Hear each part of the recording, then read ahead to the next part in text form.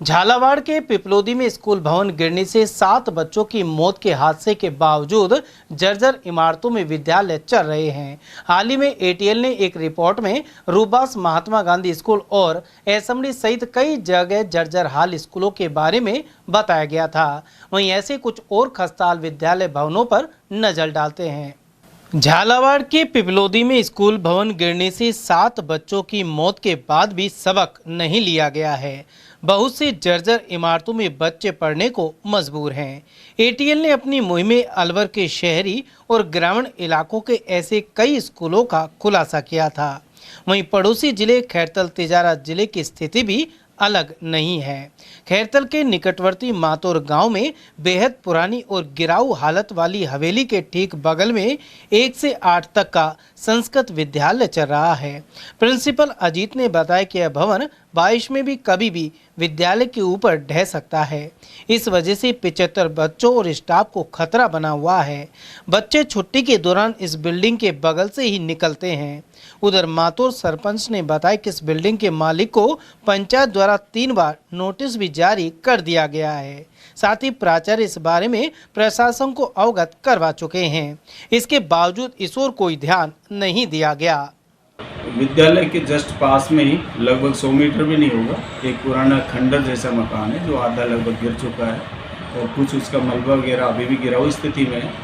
तो इस मलबे को यदि पूर्णतः गिरा दिया जाए, हटा दिया जाए तो यहाँ पर छोटे बच्चे अध्ययनरत हैं कक्षा 1 से 8 तक के। कभी कोई बच्चा वहाँ पर जा सकता है या आते जाते समय रास्ता है, वहाँ पर आम रास्ता है, गिर सकता है, जिससे बच्चों की सुरक्षा को थोड़ा खतरा है। साथ ही यहाँ बंदरों का आतंक बहुत है सर। बंदरों से निपटने में हमारे जो पौधे लगाए उनको भी नुकसान पहुँचाते हैं, छोटे बच्चों को भी आए दिन उत्पात मचाते हैं। तो बंदरों से भी मैंने सरपंच साहब से और संबंधित अधिकारियों से पत्र लिखा है कि बंदरों का भी यहाँ पर कोई निस्तारण हो जाए या दूर छुड़वा दिया जाए तो संस्था हित में है, बच्चों की सुरक्षा की हित में।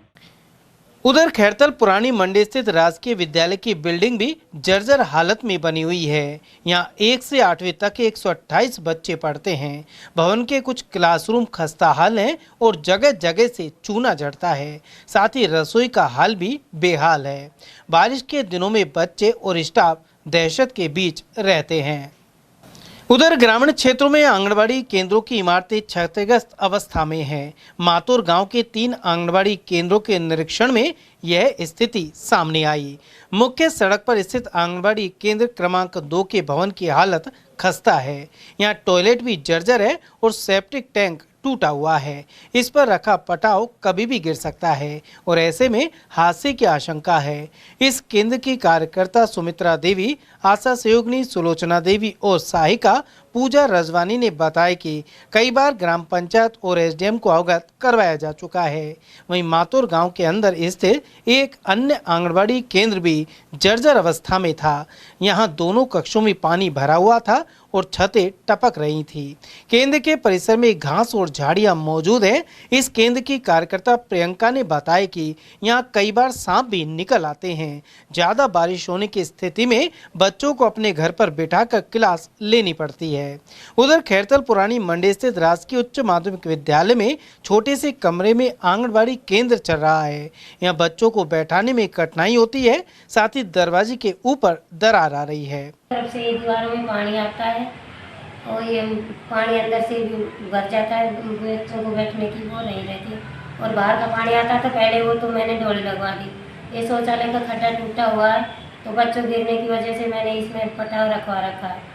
ये भी टूट सकता है। ये सारा इधर से पीछे की दुकान है, उनका पानी सारा अंदर ही आता है तो दुकानों का पानी सारा इसी गड्ढे में ही जाता है। में बहुत ज़्यादा जल भरा हुआ है, ऊपर से सारा पटाव टपकता है। बच्चे बैठने की स्थिति में बिल्कुल नहीं होते। पूरा राशन भीग गया था, गत वर्ष भी भीग गया था और इस वर्ष भी भीग गया था पूरा राशन। इतना मतलब ये जर्जर अवस्था में पूरा भवन, कब गिर जाए कोई पता नहीं है। कितने बच्चे हैं इसमें? इसमें पंजीकृत 10 बच्चे हैं। बस ये बाहर भी ऐसे पेड़ पौधे लग रहे हैं, सांप सलीकों का डर रहता है बच्चों को।